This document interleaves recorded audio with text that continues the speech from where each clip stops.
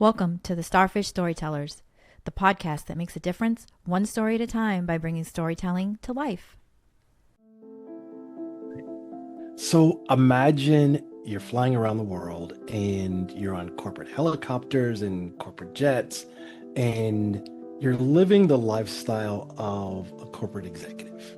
And everything's going well. You've got a large organization, you're with the right companies, you've got the right logos, you've got the right positions, and you're loving life. But the problem is something's missing. And that something is your why. And that's what I lost, was my why. For me, it had always been about provide and protect. Now, I felt like I was definitely providing. They were living a great life. They were in the right neighborhoods. My kids were going to the right schools. We were in the right school districts. My wife had her circle of friends. But I was missing something. Because while I was flying around, and in 18 months, I was in London, Paris, Geneva, Sao Paulo, Rio, Toronto, Beijing, Hong Kong, Sydney, by myself. When it should have been the best time of my life. I felt like, I only wish my family could be here with me. And then I didn't really realize it until between my two trips, I flew home. I was talking to my wife and I said, babe, I have been on the road for 2 weeks straight in hotels. I just want some greasy tacos. And it was that moment where my entire life changed.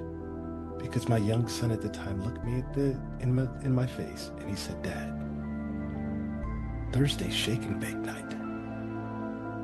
And that was the moment that I realized they had an entire life, an entire routine, an entire family unit that didn't include me. I was talking to my wife and she said, I didn't sign up to be a married single mom of two. And so what did I do? Slowed down all my travels, stay home for a while. And then I felt myself missing. And I don't know if I was missing being on the road or if I was missing that placation that was happening, or placating, should I say, that was happening to me because I was an executive. The door's open. 1 week I'm having lunch with President Obama. The next week I'm with the Queen of England. The next I'm with head of states. So you can imagine that red carpet life that I was living. And then when I came home, I was just dad. And that's the problem. I was just dad. Never been just dad. So as my kids grew up, I asked them later in life, did I provide a good life for you? And they said, no. We had a great life. And here's where everything changed. They said we would have given up all of the vacations, all of the clothes, the cars, everything for you to be home. And that hit me like a ton of bricks. But that was just the beginning of things. It was from there. I'd say things fell off. No, I fell off a cliff. I was in LA and I'm a professional keynote speaker. So I'm paid to talk. I was in LA preparing for a keynote. The night before I was with my team, we were out to dinner. And I remember looking up from the table and my team had the scariest look on their faces I have ever seen from them. What had happened is I'd fallen asleep during the middle of a sentence. So of course I joked it off and I said, I don't know, I'm getting old, about to hit, middle age, as they say, right? Maybe I've got narcolepsy, I don't know. I said, but either way, I'm going to go back to the room. I'm going to go prepare for my keynote tomorrow. And I remember walking back to my room and I was exhausted on a level that I've never felt. I actually had to remind myself, lift your left leg, lift your right leg, lift your left leg, lift your right leg. It felt like I was walking in quicksand. And I got back to my room, did a little work, showered, shaved, got ready for the next day, ironed my clothes like I always do, went to sleep. Now, the next morning, every morning, my wife and I jump on a call and we connect on what's happening at home. Here's what my agenda looks like, what your day looked like. And what I heard is what you're hearing right now. Clear articulation. But what my wife heard was because I had had a massive stroke in the middle of the night. Now, I want to be very clear on this. According to the American Stroke Society, 98% of sleep stroke victims never wake up. So that's miracle number one. So as my wife is walking me through protocol, and thankfully she understood the protocol and she knew the steps, because a friend of hers just a few weeks later had had a stroke while she was on the phone with her. And so she asked me, count to 10. Come on, babe. 1, 12, 26, 95, 63, 14, 2. She said, say your ABCs. I think I can say my ABCs. At least I thought I could. A, B, X, Q, T, L, P, N, J, D. And she said, I need you to jump on FaceTime with me, because I need to see if your face is drooping, because I think you had a stroke. She jumps on. My face looks fine. But as we're talking, because I was getting excited, I could see the fear in her face. It terrified me, which amped up the stuttering even worse, which is called aphasia medically. Thankfully, she called one of the guys, Tim Carlson. I say this every time I tell this story, and I'll say it again. Thank you for saving my life. Because he took me to the emergency room. We go to the emergency room, and I don't know about you, but it usually takes a while to get in and get out. They took me in right away because Tim told him he has a heart condition. Hypertrophic cardiomyopathy. Hypertrophic cardiomyopathy. You say that fast 3 times. What it is I literally have a really, really big heart. But the normal heart squeeze on average between 65 and 75%. When it gets down to 20% cardiac arrest, you die. I was at 22% heart function. They gave me a 2% chance to live. Clearly that wasn't enough, because 90 minutes later, they released me from the hospital. Because I made such a stink that I need to get home. I'm flying home today. So fast forward, we land in San Francisco Bay Area. My wife picks me up, literally in a wheelchair, passed out. She rushes me to the emergency room about 20, 25 minutes away. My son takes my vehicle, takes it home. They rush me directly into ICU. The first thing the neurologist said to my wife is, your husband is a miracle. There is no reason he should be alive medically. Cabin pressure, altitude, mid-stroke. Combinations for death. So they're checking me. Now the neurologist is there, the cardiologist is checking, and they move me into a room, actually quicker than it took me to get in and out of the emergency room in LA. So fast forward, I've been in the hospital for about 2 weeks at that point, and life just got worse and worse every day. My wife was coming to see me because, I should mention, this was only 5 years ago. What was going on then? COVID. So now I'm in ICU with the sickest of the sick. My kids can't come to see me. My wife is the only one that's allowed to see me, and I don't really want her there. So I say, don't come every day, come every other day. That night, I'm having a really difficult time breathing. Suddenly, lights are flashing. Machines are going crazy. Flashes are happening. And I hear, code blue, code blue. And it's my room. Now, all the doctors and nurses come flowing in, rushing in. And I go from beep, beep, beep, beep, beep, beep, beep. I've flatlined. And I am medically dead. Now, for those that have a question about near-death experiences, I did not see a white light. I did not leave the room. I actually floated up to the corner of the room. I'm looking down on my body as the doctors and nurses are working on me. They're doing chest compression. They're sucking fluids out of me. And I look to my left, and it's my mom. My mom died in 1999. Remember, this was only 5 years ago.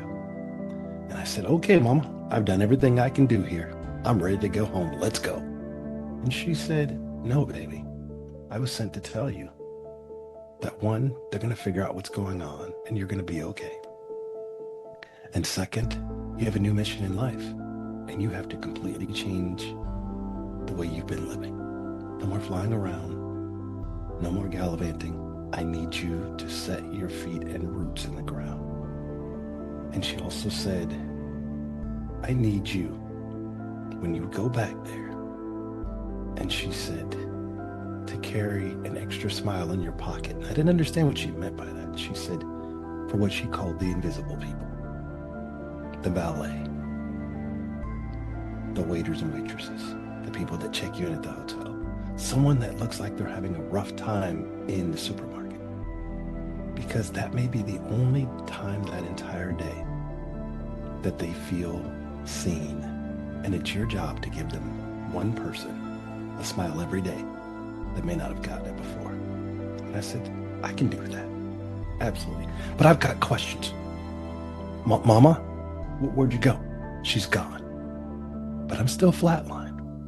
And it sounds like Charlie Brown's teacher. Wah. I could hear them talking, but I could not hear what they were saying. So now I get sucked back into my body. And my chest is killing me from the chest compressions. And now I hear the one word that no one ever wants to hear. Clear. He's rubbing the paddles to come down and shock me, to hopefully restart my heart. And I thought to myself, no, God, no, please don't do that. That is, do not zap me. And I'm still hearing beep. And as he comes down, probably an inch or two away from my body, I hear beep, beep, beep, and I reach out and I grab his hand. Now, thank God he's on my right side. Because remember I said, my entire left side is paralyzed. If you fast forward, I've now taken speech therapy, physical therapy, occupational therapy. I can use a real spoon again. I can tie my shoes. I can close a zipper. All these things were not guaranteed. And that takes me back to my why. That's what really matters to me. And since then, the one thing I've learned is I don't hold off today what I can do tomorrow, because I don't know if I'm going to be here for tomorrow. And I also never, ever, ever forget my why. Provide and protect. Because when I was laying in that bed, I wasn't thinking about, oh, my next keynote, oh, my pipeline, oh, my clients. I had one prayer every single night. It wasn't, oh, God, let me get back so I can go and do this and that. It was, God, please just let me wake up tomorrow. And I swore if I ever got back, that I would never go back to where that was. That got me there. That level of stress. I left corporate completely. Walked away from it. Because no job, no salary, no bonus, no amount of equity in stock is worth your life. Now my question to you is, while you're out doing what you do every day, as you're watching and listening to this, what's your why? And are you taking care of and honoring that why? You want to be successful? Go right ahead. But never forget this one question. At what cost? Because it's going to cost you something. Sometimes it's relationships. Sometimes it's marriages. My case is my life. If you've learned anything from the story I've told you, that no amount of money, prestige, perceived power, whatever it may be, is worth giving your life. Because the corporate structure, even as an entrepreneur, it's here to make a profit, not friends. But we talked about this recently. And I said, whenever I do go and I'm gone, no one's allowed to talk about any of my keynote, any of the best-selling books that I wrote. I don't want to hear about this story when we worked and we were on this trip together. I said to my wife, you're only allowed to tell stories about one thing only. How did I feel when he walked away from me after having a conversation? Did I feel better? Did I feel seen? Did I feel loved? If so, then I now, whenever I go and I see my mama again, I can look her in the face and smile and say, I always kept an extra smile in my pocket, and I have no more to give away.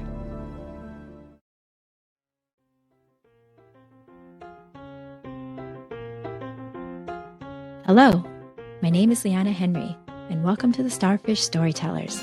I'm the CEO of the Black Dog Group and your host. I'm passionate about storytelling and on a mission to raise up the next generation of storytellers. We're called the Starfish Storytellers after the moral of the Starfish story, which centers on the power of one. Because no matter how big the challenge, every action matters. One step, one starfish, and one story at a time. Every episode will welcome a new storyteller who will inspire and connect with you. So thanks for tuning in. Now let's get started. Today's episode is Stroke of Success, Redefining Ambition, Resilience, and What Matters Most. And with me today is Roderick Jefferson. Roderick is a senior executive, global keynote speaker, sales enablement leader, and author with over 25 years of experience helping organizations build stronger, more aligned paths to success. As you just heard in his story, he's worked with some of the world's most recognized companies, including Salesforce, PayPal, Oracle, and AT&T, and is widely respected for his ability to bridge gaps across teams and drive meaningful results. But beyond his professional accomplishments, Roderick is also the author of Stroke of Success, a deeply personal and powerful story born out of a life-altering experience, the one you just heard.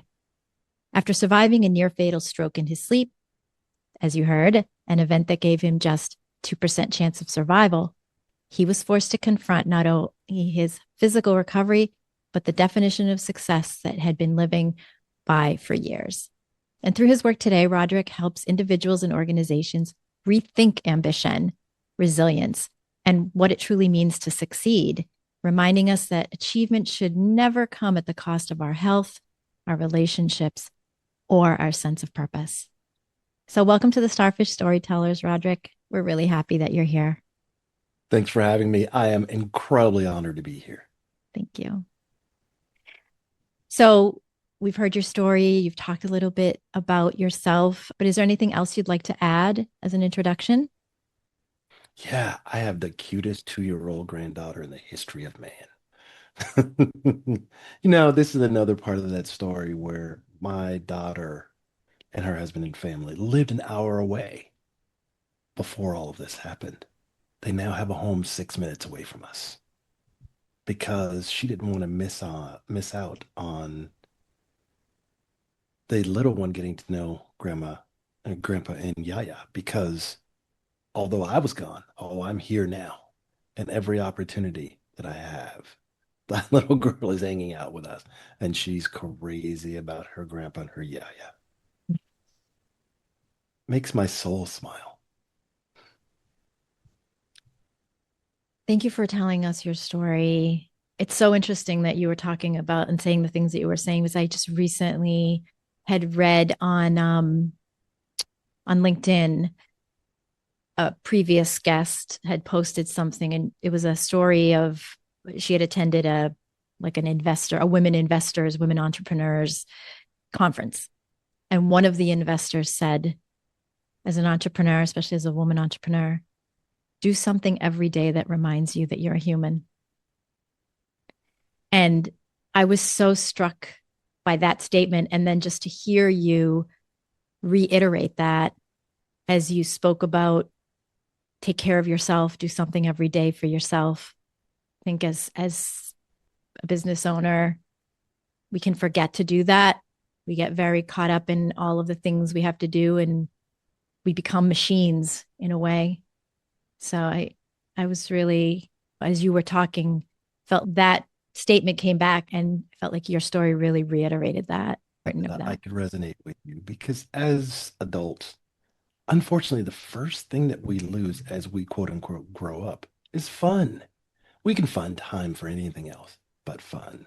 I've got a story about this one. My son was probably 2, maybe 3 years old, and my wife had taken him to the park. He had his Tonka truck, and they had playing in the dirt as boys do. And there was another little boy there with him, and they were playing, having a great time. And then it was time to go home. My wife said, "Okay, go say goodbye to your friend." And then she goes and she buckles him into the car seat as she's driving off. She goes, "What's your friend's name?" And this was something that sticks with me every single day. And his answer was blue shirt. That's all that mattered. He liked Tonka trucks, so did the little boy. They both liked to play in the dirt. There was no need for pleasantries and introductions. But think about this as adults. What's the first thing we do? We extend our hand, we say, "Hi, my name is, my company is, my title is." What if more of us could treat the world like my son just meeting a new friend and his name's Blue Shirt? Think of how that would change things in the world. Look, I'm not here with rose-colored glasses, and I know where we are right now, geopolitically and other things. But that will not stop me. And I implore your listeners to join me on this quest to become more people focused on who they met that day versus their titles, their companies, their logos, etc. I remember I got out of the car one time early on after my stroke, and I had the placard. And there was a lady that looked at me with, and I know what that look said. I'm 6'4", probably, 240 pounds. And she's like, "Dude, why are you parked here?" And I just looked at her and I kind of bounced over to her and I said, be, because I had stroke. She went ghost white. She said, "I'm so sorry." I said, "No, don't be sorry. It's okay. Actually, stroke was the best thing that ever happened to me." But I tell the story because never ever judge a book by its cover, as we've all learned, because you don't know what's bubbling right below the surface. You don't know what their disability is, right? I'm blessed. I'm at a point now where if I don't tell anyone that I've had a stroke, you wouldn't know. But you also wouldn't know that I take 14 pills just to stay balanced every day so that I'm not stuttering and stammering and slobbering all over myself.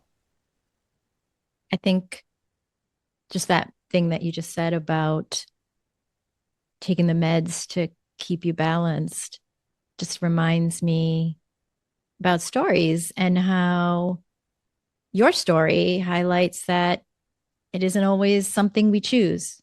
And sometimes life sometimes forces us to confront things and the narratives that we build around success and ambition and identity and assumptions, like you're talking about, like you found in that parking lot, sometimes can feel solid or justified. And but then something disrupts it. And I think your story tells us that in these moments, storytelling becomes deeper. It becomes a process of making sense of what happened. I'm sure that that's been a big part of your journey. You've shared with us that you were able to pivot and really decide what matters. And after having that experience of seeing your mom, you're rewriting that path. But your story was telling us to, reminding us to pause. There's power in the pause. Reflect that sometimes it takes a disruption to create a powerful turning point. I know I've had some big disruptions in my life that have been huge turning points, and I'm here today because of them.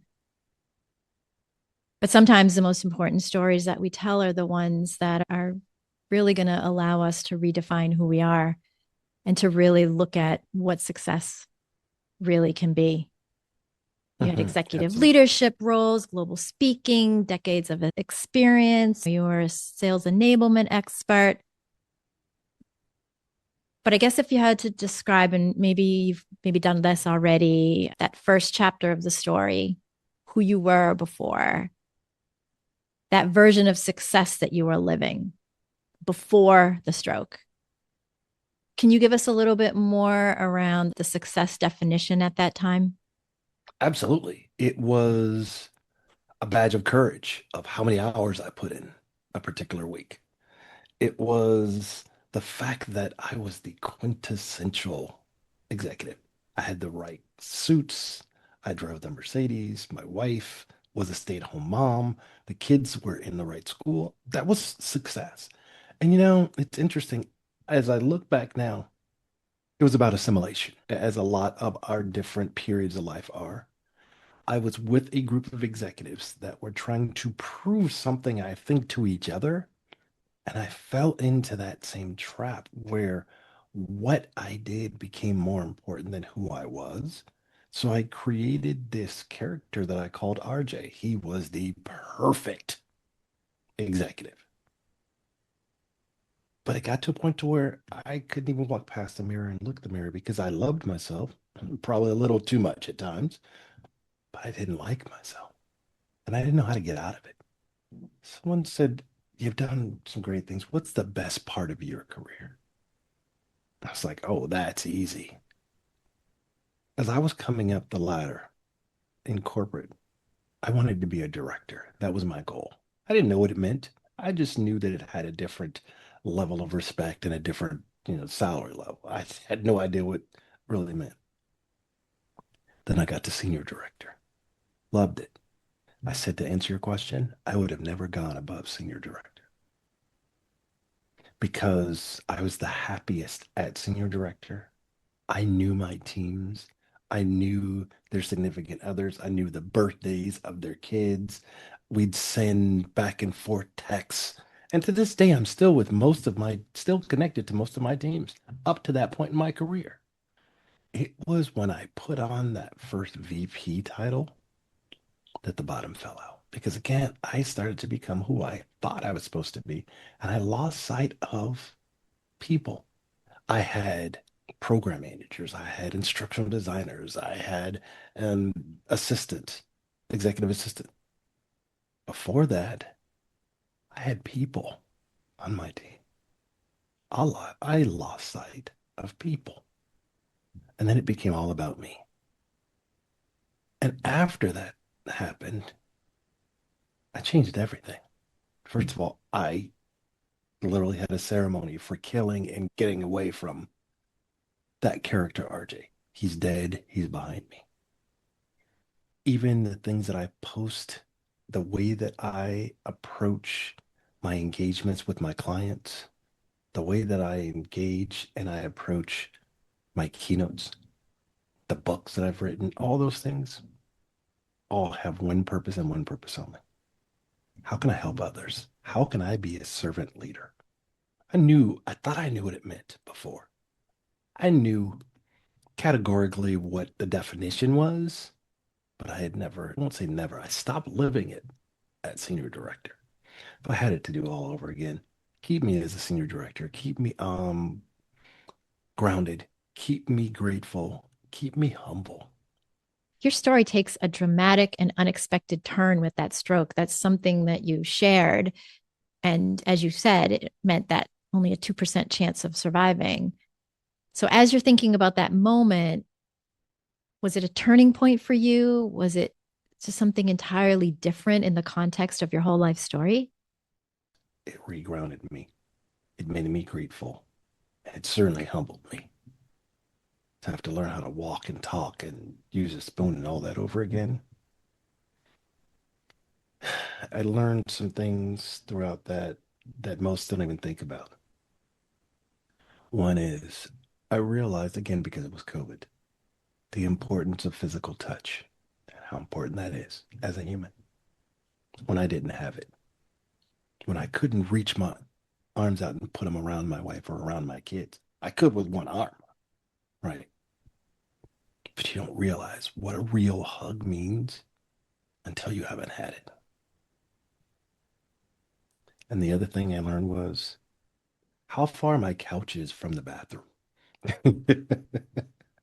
When I had to walk or shuffle to get over there because I had to go from being on a walker to being on crutches to using a cane to being able to walk again without my foot dragging or a limp.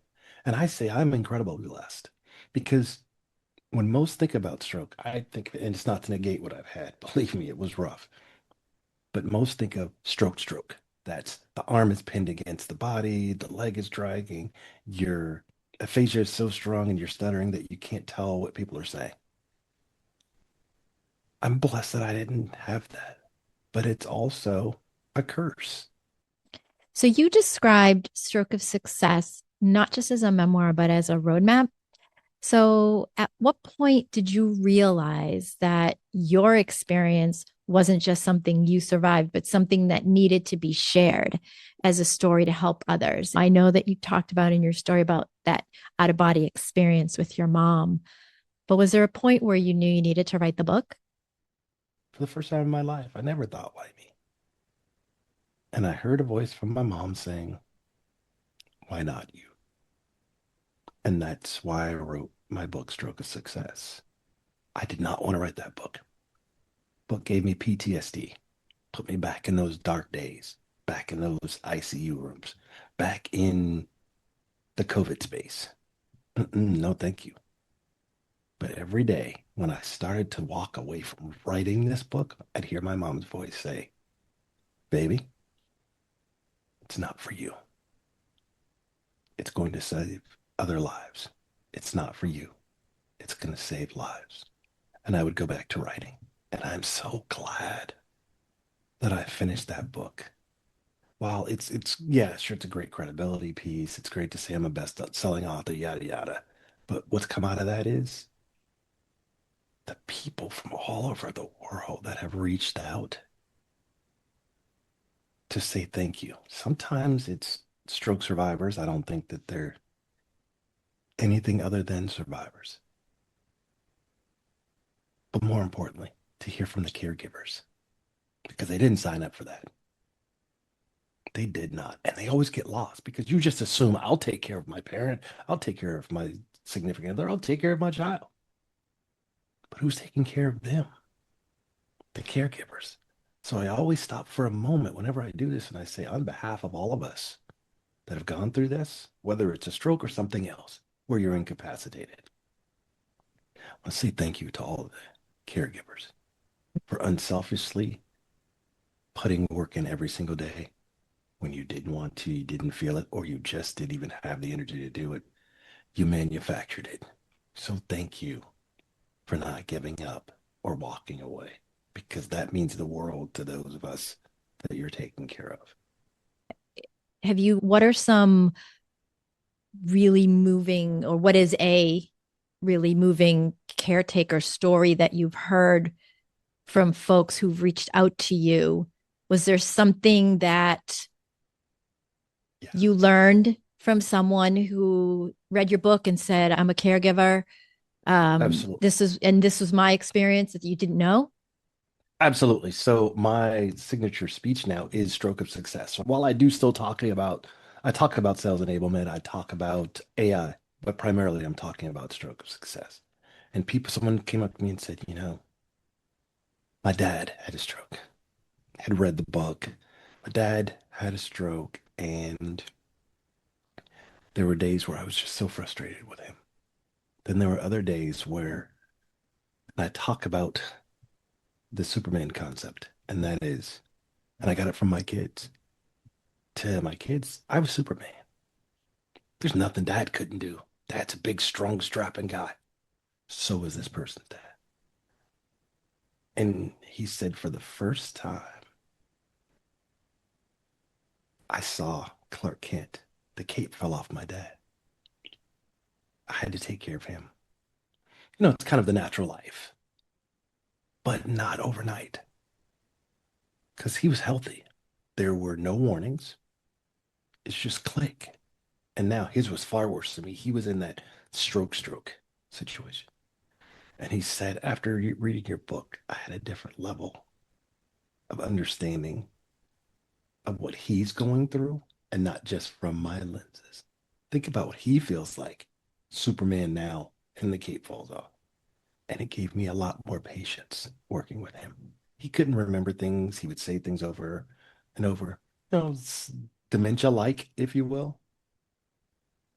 But there were times where I just needed a break. I wanted to go and do fill in the blank. And I couldn't because my first thought was, would he have left me here and gone to do fill in the blank? And I said, I'm glad you got a chance to see it from the other side because while you're taking care of them. And he said, what I learned out of this was I'm not just his son. We went from being friendly to literally becoming friends. His dad and him all over again because he did what he would do for a friend, not just for his dad. And I thought, wow, how cool is that? That out of something that could have been so horrible turned out. And then, unfortunately, his dad passed away. And he said, but I had no regret because I had done everything that I could before he went. And his last words were, thank you. And he said, now that's what I take, is that smile on his face as he closed his eyes. And I thought, mission accomplished. When you wrote the book, because I know you're talking a lot from the sort of the being on the other side. You're talking Mm-hmm. really in detail about all the lessons that you've learned and the guidance that you have and that motivational sort of tone that you're sharing of like, people can't walk in your shoes, but you can be sort of the trailblazer that's in front of them on the path, cutting down the branches in the way and pointing out the roots along the way. It's up to people, obviously, to decide, if Absolutely. they're going to follow your guidance. And I know that you said at one point that you just didn't want to write the book because you had to go back into the dark spaces and Absolutely. relive it. But does the book have so does the book have that immediately after the recovery? Do you go into detail Absolutely. in the book Yeah. about this is what it was like having to try to use a spoon and here's how I Yes. had to do that? These are the exercises I had to learn how to do to have to learn how to speak again. I mean, do you go into that in the book? I do. The book's actually written in three different segments, and I wrote it kind of like a play, if you will, right? Act one was the rise, as we talked about in depth. Then there's the fall of when I had the stroke. And then the third component of the book is the phoenix rising from the ashes. And that's all the things that I had to go through. And not just physically. The hardest part of a stroke is mental. There were days where I couldn't remember basic things. So what I started doing with my friends and family and my wife was I would explain what you do with that object, and they would tell me the name of it. It's the thing where you pour coffee in and you stir. Oh, you mean a cup? That's it. It's a cup. So it's something that slowly over time starts to come back. And there are still certain days where I'll get tongue-tied. I call it stroke brain, right? Even to this day, there are times, and I can tell when I'm getting tired. My wife can too, because my speech slows down. My entire physical movements, I'll walk slower, right? So yeah, there's a whole component that tells. I didn't just go from a guy that was stuttering and couldn't talk and use a spoon to suddenly I'm back on the stage. Oh, no, no, no. It is a marathon from the beginning that night until the person that sits here in front of you today. Mm. I even talk about what happens when I don't take my meds. I flew one time and I forgot my meds. Oh, very not good stuff. And actually, when I speak, I have a video of me stuttering really bad. So people could, because it's easy for me to stand up there and tell a story. It's that moment that hits you in the face when you literally see me as a guy that could not get a full sentence out until the person's here. There's a lot of work. Like I said, there's an enormous amount of prayer. Physical therapy, occupational therapy, speech therapy, all over again. And then you go through the reliving, if you will, of being that infant that can't take care of yourself to that frustrated teenager and each of the phases. Because for me, as I said, my stroke was in my speech center, which sits directly next to the emotional center. So as my brain was swelling, it started to overlap on the emotional center. And so I just became just this blubbering, crying thing. I'd say someone, I couldn't even say I had a stroke. I would break into tears. I have no problem showing emotion, but didn't have any control of it. Some people get really, really mean after strokes. And remember, it's not anything they have control of. It just depends upon what part of the brain it impacted.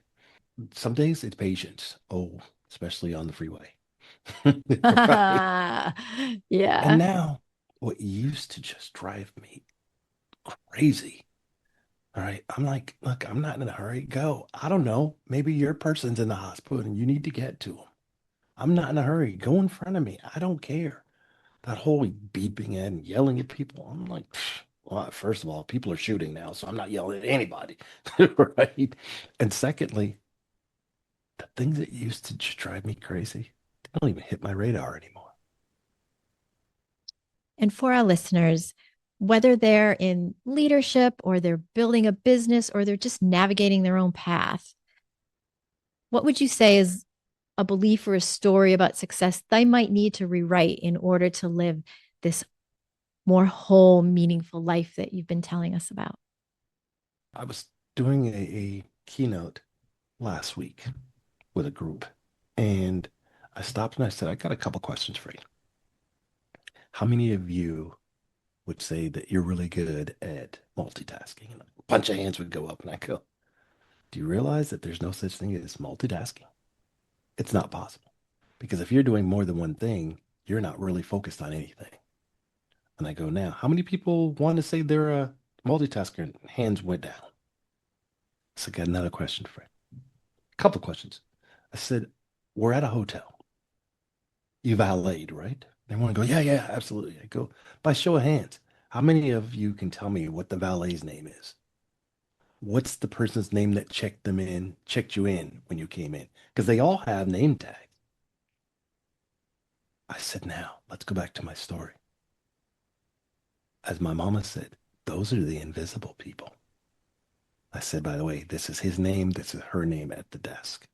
On the way out of here, stop by, say hi, and thank her for the time that you had here. Small things matter, and they matter big because when you say thank you and say their name, you're showing them that they've been seen today. You're not invisible anymore. You're important to me. Small things matter. Yeah. Yeah. So that's all the time we have for today, Roderick. Thank you so much for joining us and reminding us that, through your stories, that it's not just something we're telling, it's something we're living. And we have this Absolutely. opportunity. You've shown us today, you got a second chance. Like we have an opportunity to live. And sometimes, it's in life's unexpected moments that we're given that second chance to rewrite what truly matters. So thank you so much for Absolutely. being here. Thank you for having me. I truly appreciate it. Thank you. Thank you. And to our listeners, whether you first heard us locally through BTV studios in Bedford, Massachusetts, or you're tuning in from across the globe on Spotify, Apple Podcasts, or Amazon Podcasts, thank you for listening. We hope you enjoyed this episode, and we'll see you next time. Happy storytelling!